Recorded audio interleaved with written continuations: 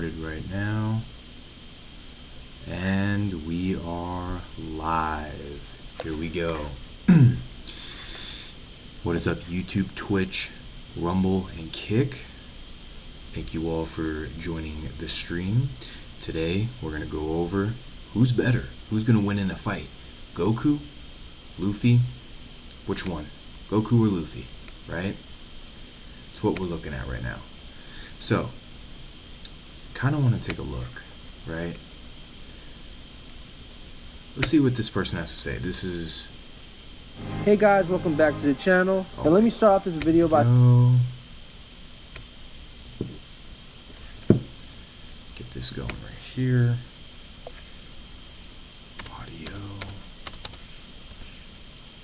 Oh wait. Sound. Through the speaker. Let's go through here. And we are good. So this is Goji Chronic. Let's see what they got to say. I say One Piece fans are eating good. You guys have an ongoing manga, the Netflix show is coming out, and just next week, Gear 5 is such an... So this is an older video, as he said that you have a Netflix show coming out. Make his debut in the anime. And speaking of Gear 5, with his anime debut coming up, it seems a lot of you One Piece fans have forgotten your place, especially when talking about Dragon Ball. Oh, it's getting kind of real here. I'm going to be honest with you guys, I'm not at Gear 5 yet with Luffy, so I don't have much to comment on that one with his Gear 5, so see what happens with that. Half of y'all are saying that Luffy beats Goku, and the other half of you guys are saying that Gear 5 is going to be more iconic than Goku's transformation on Namek. So let's combine this sentiment to get the best of both worlds by putting current Luffy with Gear 5 up against Namek Saga Goku with Super Saiyan 1. Will Luffy vindicate his fans' claims by beating Goku? This is a tough one. He could. You never know.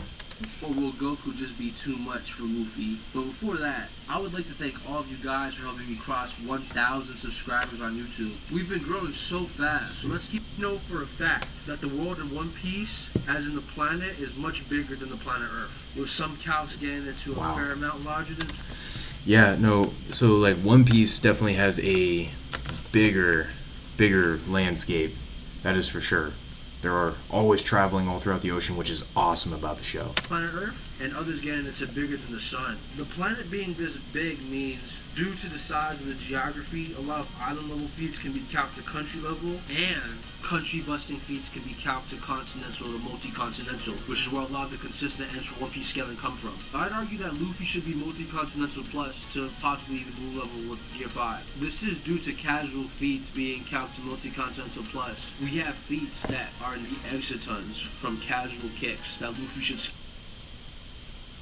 relative to arguably above. My bad. Moving on to more crazy ends that One Piece fans love to use. An old Whitebeard has stated multiple times to be able to destroy the world. Due to the One Piece Earth being bigger than our IRL Earth, people argue that this Whitebeard was an OG.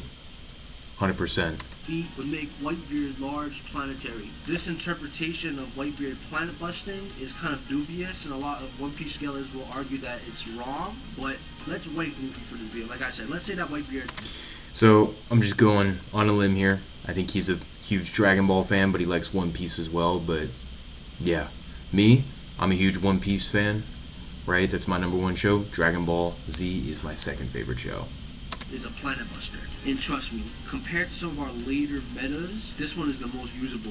For example, let's hear the star level meta that One Piece fans use. Current Luffy should be relative to all the other Yonkos, such as Blackbeard, and Blackbeard can fight Ace, the very same. Blackbeard can fight Ace. Blackbeard describes their struggle as the sun against the darkness. And due to this single statement, and I kid you not, people like to say Ace, and by extension Blackbeard, are star level.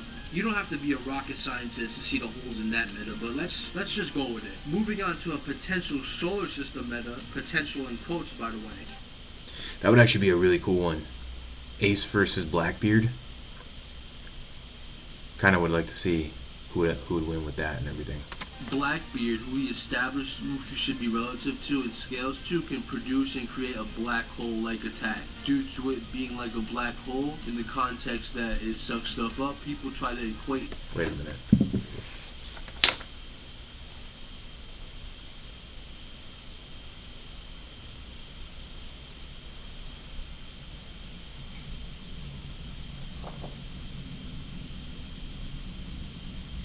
I'm tripping, guys. What?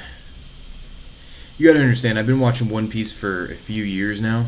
That's right, Ace did fight Blackbeard. His power to My bad on actual that. black hole. Black holes can overpower the GBE, or gravitational binding energy, of stars and planets, but they can also overpower the GBE of neutron stars, which would put them at around solar system level. So people try to use So he's going to some mathematical equations here that is going to be way over my head. this method to claim that Luffy and Blackbeard and every high tier in the verse should be solar system level casually. Blackbeard's black hole also has an infinite gravitational pull, so they try to equate this power to high universal, but they fail to take into account that gravity is an energy, it's a force, right? And force and energy is different. So, but hey, let's give them high universal at a highest end, bruh. Meaning that Luffy would scale anywhere from star level to universal. Star level to universal. Okay. Using really bad debunkable metas, granted, but we're wanking Luffy. We're giving him all the benefit of the doubt. It's his week, year 5.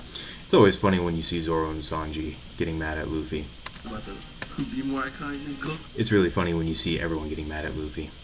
Moving on to an aspect of Luffy's stats that I don't have to wank, he should be easily faster than the speed of light to MFTL plus, and I'm pretty confident saying that. This is ultimately due to even pre-time skip Luffy being a light timer, This was pretty cool when Luffy turned into that. as well as a number of his Straw Hat members being able to dodge beams of light that early in the series. This isn't even taking into account all of his gears, which amplify his stats, including his speed. This is ultimately pretty notable because Luffy has been shown to surpass previous versions of himself while using stronger gear. Yes, he actually has. This is what I gotta agree with him on. That is true. For example, there's a time where he got negged by Kakari while using Gear 4 as Toon Force. I guess Supersonic from Sonic 2 has Toon Force because the Chaos symbols can turn the user's imagination into reality as well. And I'm almost pretty sure Kaido himself confirms that due to Luffy's awakening, he can transfer his rubber properties into anything he's using. But if you want to say he has Toon Force, then he has the limitations of Toon Force as well. Because contrary to popular belief, Toon Force isn't some omnipotent instant win button for anybody. You can be wall level and have Toon Force, you know? It's more like Tomb Force. Let's look that one up real quick. Tomb Force. Tomb Force. Toon Force.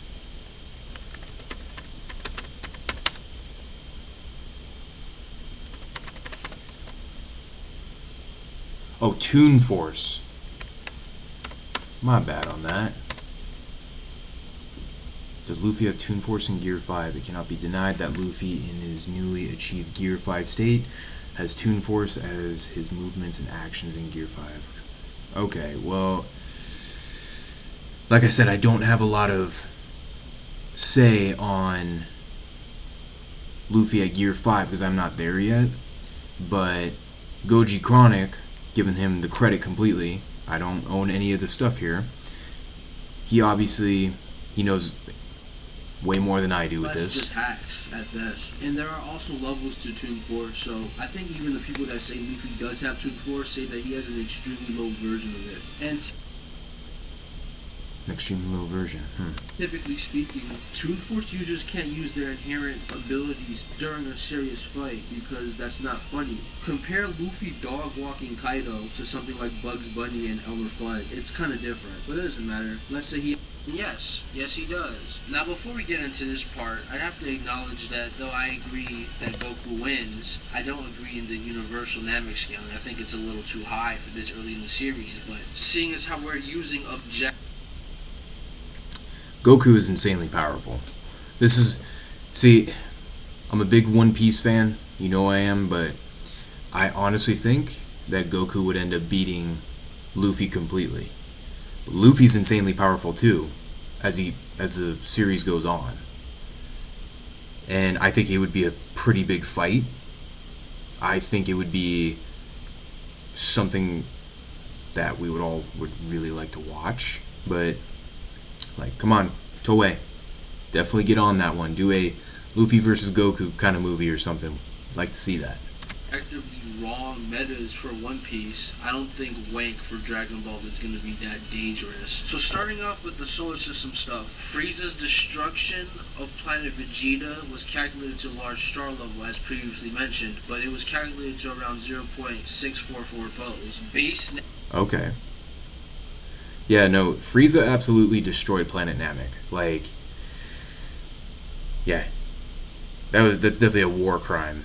What he did. Namek Saga Goku should scale massively above this, but for this calc, let's just say that he scales to this. Seeing as how Super Saiyan is a 50 times multiplier, and we put 0.64 foe times 50, we get around 32 foes, putting Goku in Solar System level off the bat. Solar System Namek Saga is consistent in the anime, seeing as how during the destruction of Namek, we get a panning shot that shows the entire galaxy. The explosion of Namek is shown to cover...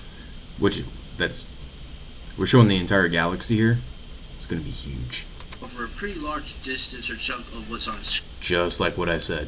When calculated, this explosion would be around solar system level.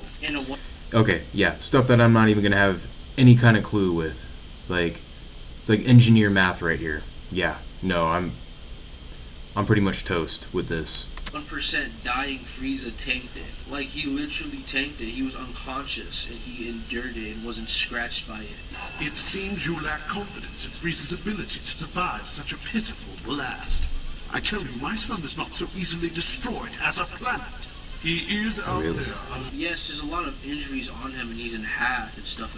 Yeah, Frieza got destroyed by Goku, and Frieza he's very powerful too. So, yeah, Goku ripped Frieza up completely. But all of that he received during his fight with Goku, like the missing face, for example, because that's the side of his face that was hit by Goku's Kamehameha wave. So we have Frieza at one...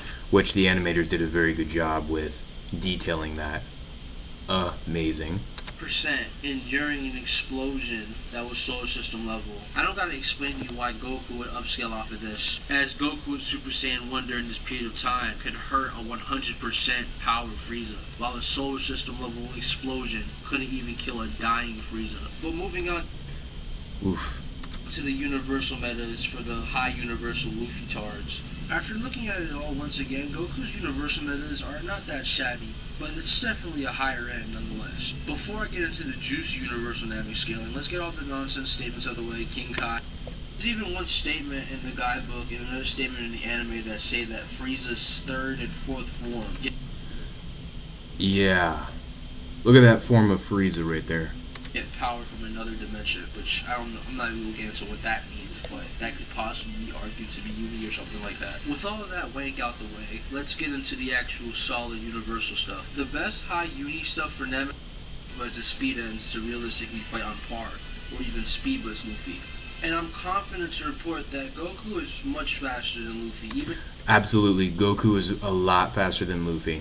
100%, he is way faster than Luffy. Using Luffy's highest ends. The main way to get Goku to massively faster than light is by using